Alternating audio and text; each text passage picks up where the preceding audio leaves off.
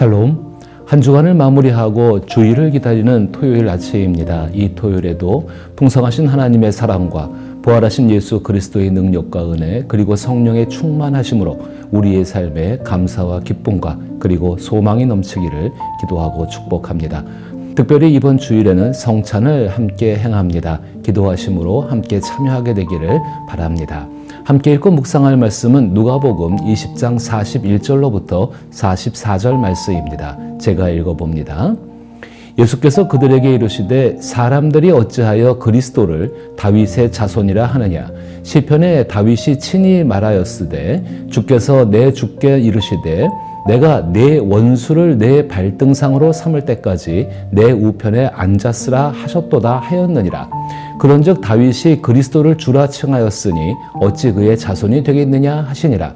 아멘. 저는 오늘 이 말씀을 통하여서 새로운 기준이 되신 예수님을 생각해 보고자 합니다.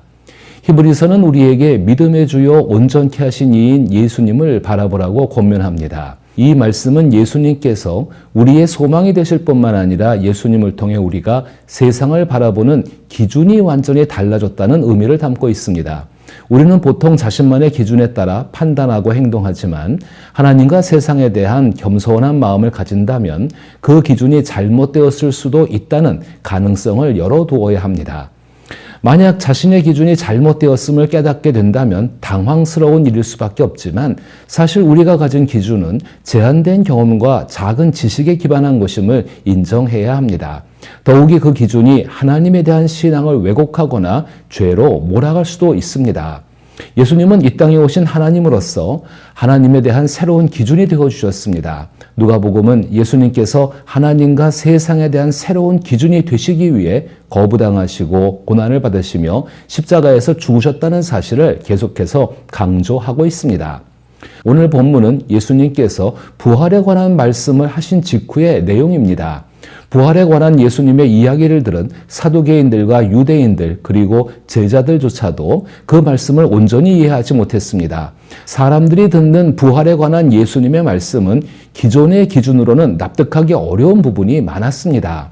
특히 유대인들의 입장을 대변하는 종교학자들인 서기관들은 예수님의 부활에 관한 말씀이 맞는 듯 하면서도 확신이 서지 않는 애매한 이야기로 받아들여졌습니다. 그래서인지 그들은 예수님의 말씀에 대해 반박하지도 동의하지도 않는 채 머뭇거렸습니다. 말씀에 대한 어정쩡한 태도는 곧 외식적인 행동으로 드러납니다. 서기관들은 예수님께서 말씀하신 부활에 관한 이야기를 듣고 예수님께서 말씀하신 그 부활의 삶에 동참하고자 하는 마음이 아니라 사람들에게 보이기 위해 자신의 모습을 드러내는데 예수님의 말씀을 이용했습니다. 누가복음 20장 39절에서는 서기관 중 어떤 이들이 말하되 선생님 잘 말씀하셨나이다 라고 기록되어 있습니다. 이는 부활을 부정하는 사두개인들의 주장에 대해 예수님께서 탁월한 답변을 하신 것을 서기관들이 인정한 표현입니다. 그런데 사실 이러한 표현은 예수님께 은근슬쩍 숟가락을 얹는 표현입니다. 그러면 이렇게 은근슬쩍 예수님께 숟가락을 얹는 서기관들은 과연 어떤 사람들이었을까요? 한마디로 서기관들은 문맹률이 높은 사회에서 글을 읽고 쓸 수 있는 특별한 지위를 가진 사람들이었습니다. 예수님 당시에는 로마의 공식 문자를 제대로 읽고 쓸 줄 아는 사람이 많지 않았습니다. 또한 성경이 기록된 고대 히브리어 역시 일반인들에게는 매우 어려운 언어였습니다. 그런 시대에 문자 교육을 받고 서기관이 된 사람들은 일상생활에서 사업이나 결혼 등 계약서를 작성하는 중요한 역할을 맡았습니다. 더불어 서기관들은 일반인이 쉽게 이해할 수 없었던 고대 성경의 언어를 다룰 수 있었습니다. 따라서 서기관들은 율법학자였으며 상당수는 바리새파에 속했을 것이라고 추정할 수 있습니다. 즉 서기관들은 하나님과 세상에 대한 기준을 제시하는 권위 있는 인물들이었습니다. 물론 서기관들 역시 다양한 정치적, 종교적 입장을 가질 수 있었습니다. 그중 그리스도인으로 개종한 서기관들은 초기 기독교 역사에서 중요한 역할을 했습니다. 특히 예수님에 관한 이야기를 기록하는 데 있어 그리스도인 서기관들은 매우 중요한 역할을 담당했던 것입니다. 예수님의 이야기를 글로 남기는 일이 바로 그것입니다.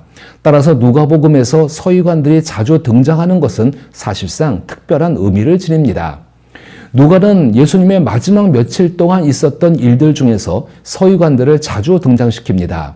이는 누가가 자신이 문자를 다룰 수 있는 것처럼 당시 서기관들이 율법을 해석하고 확대하여 하나님과의 관계에 대한 기준을 제시하는 중요한 역할을 했기 때문입니다. 이러한 모습은 마치 오늘날 하나님을 안다고 말하는 그리스도인들과도 비슷하다고 생각해 볼 수 있습니다. 오늘날 우리는 그리스도인으로서 예수 그리스도께서 죽음을 이기시고 부활하신 것처럼 우리도 예수님을 믿음으로 죽음을 이기고 부활할 것임을 의심하지 않습니다. 그리고 그 죽음을 이기는 힘이 우리 자신에게 있는 것이 아니라 우리를 사랑하시어 자신의 목숨을 내어주신 하나님의 아들 예수님께 있음을 확신하며 예수 그리스도께서 내 안에 계심을 의심하지 않습니다. 이러한 믿음은 부활을 바라보는 우리의 기준이 예수님으로 바뀌었기 때문입니다. 그러나 예수님 당시 사람들은 부활에 관한 예수님의 말씀을 들었지만 부활에 대한 기준을 바꾸지 못했습니다. 그것은 부활이라는 것이 한 번도 경험해보지 못한 일이었기 때문입니다. 예수님께서는 자기 백성들의 이러한 모습을 바라보시며 그들이 잘 알고 있는 시편 말씀을 인용하여 서기관들에게 질문을 던지십니다. 특히 서기관들이 익히 알고 있는 시편 110편 1절을 인용하시며 다윗이 그리스도를 주라 칭하였으니 어찌 그의 자손이 되겠느냐라고 물으셨습니다. 즉 메시아 곧 그리스도는 다윗보다 훨씬 후대에 태어나는 분인데 어떻게 다윗이 내 주님이라 부르는 그리스도가 될 수 있겠냐는 뜻입니다. 우리는 종종 구약의 메시아와 예수 그리스도를 자격면에서는 동일하다고 여기지만 존재와 능력면에서는 다소 차이가 있다고 생각하는 유대인 방식의 생각을 가지고 있을 수 있습니다. 예수님 당시의 사람들은 오실 메시아를 그리스도, 즉 하나님으로 인식하고는 있었지만 그 하나님의 능력이 온전히 그리스도 안에 있다는 것은 사실상 믿지 못하고 있었습니다. 메시아는 히브리어로 기름 부음 받은 자를 뜻하며 선지자, 제사장 혹은 왕을 가리킵니다. 이 단어가 헬라어로 번역되면 그리스도가 됩니다. 초기 기독교에서는 그리스도가 하나의 직함이었으나 점차 예수님의 이름을 대신하는 고유명사로 자리 잡았습니다.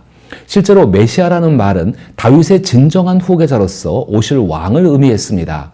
이스라엘의 하나님은 이 후계자를 통해 세상을 심판하시고 특히 이방의 적들로부터 이스라엘을 구원하실 것이라 믿었습니다. 따라서 메시아가 오시면 이스라엘의 적들은 결정적인 패배를 당하고 성전은 재건되거나 정화될 것이라 여겼습니다. 또한 메시아께서 세상을 정의롭게 다스리실 것이라는 기대도 품고 있었습니다. 하지만 이러한 생각을 항상 제약하는 것은 선지서와 시편에서 전하는 참된 메시아가 하나님의 화신, 즉 하나님의 모든 것을 가지고 나타난다는 점입니다. 그래서 늘 고민하게 되는 것은 다윗의 후손으로 오시는 왕이 바로 하나님이라는 사실이지만 그렇다면 어떻게 사람이 된 그 메시아 안에 하나님이 온전히 함께할 수 있는지에 대해 의문이 풀리지 않았습니다. 그리고 그것은 항상 어려운 질문으로 남았습니다.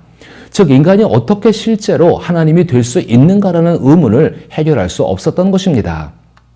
저는 이 질문을 좀 더 현대적인 표현으로 바꾸어 냉장고에 코끼리를 어떻게 넣을 수 있을까요? 라는 질문을 AI에게 물어보았습니다. 그랬더니만 다음과 같은 답변을 주었습니다. 코끼리를 냉장고에 넣는 방법은 관점에 따라 다양하게 정의될 수 있다. 먼저 고전적인 관점에서는 절차의 간결함을 중시한다. 냉장고 문을 열고 코끼리를 넣은 뒤 문을 닫으면 모든 과정이 끝난다.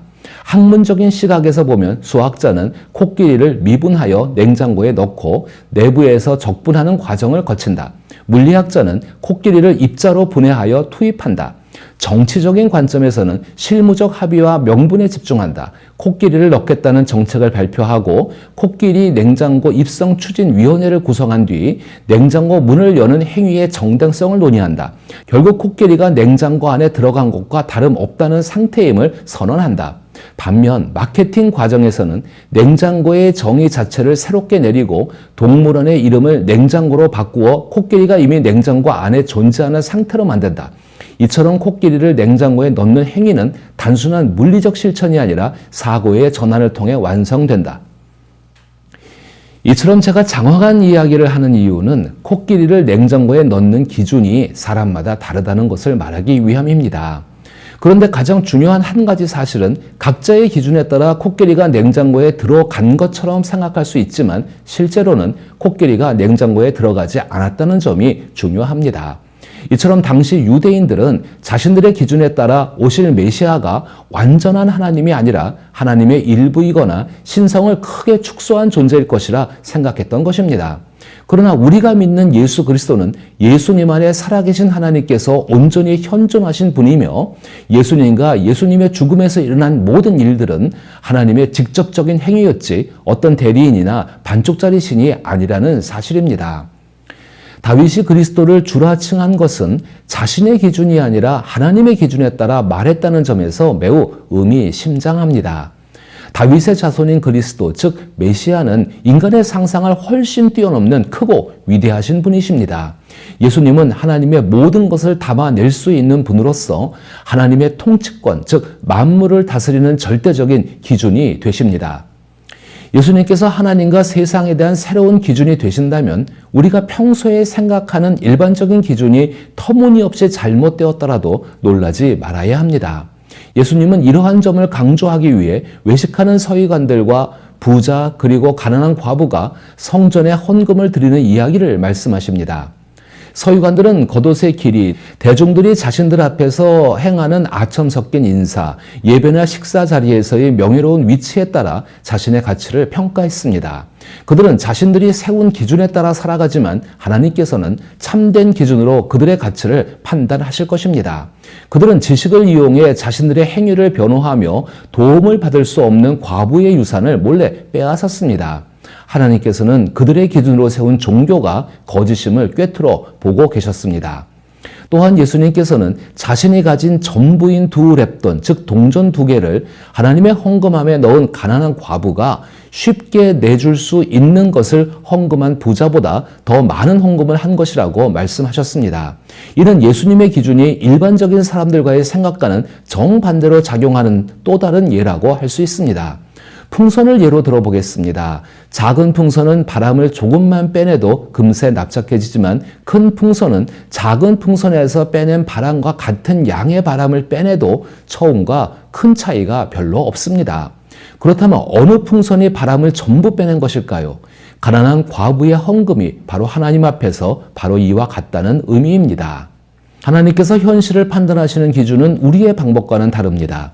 다윗의 주님이 다윗의 자손이 되시는 것이 하나님의 뜻이기 때문에 하나님께서는 우리에게 특별한 기대를 가지고 계십니다. 그것은 불가능해 보이는 상황을 믿음으로 받아들이고 동의하며 하나님의 행하심을 신실하게 따르며 살아가는 것입니다. 우리가 하는 모든 일과 그 결과는 새로운 기준이 되시는 예수님을 통해 하나님의 선한 뜻을 이루게 됩니다. 이 확실한 진리를 믿기에 우리는 크고 작은 행동과 정직의 문제에서도 동일한 정성을 다해 모든 것을 바로잡고 회복하시는 예수님의 기준을 따라 살아갈 수 있습니다. 이러한 삶을 통해 우리 안에 온전히 그리스도로 계신 예수님과 동행할 수 있기를 기도하며 축복합니다.